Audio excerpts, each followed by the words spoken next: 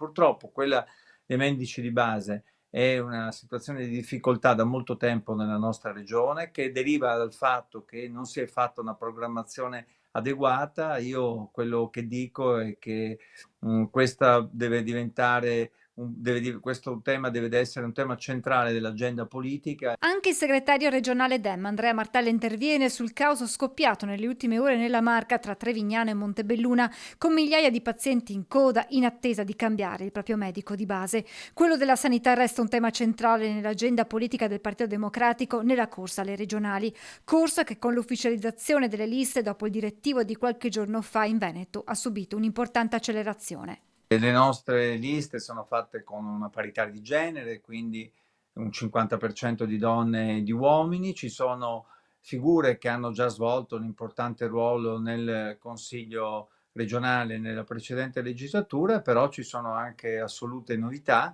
impegnate non solo nella politica, ma come lei ha detto, nella società veneta, con l'obiettivo di rappresentarne le istanze, le aspirazioni, i bisogni dei cittadini, cercando di metterli al primo posto. Nonostante manchi ancora la data del voto, il partito, spiega il senatore Martella, ha voluto costruire per tempo le proprie candidature. Abbiamo ritenuto di farlo con il timing giusto, cioè con il tempo giusto.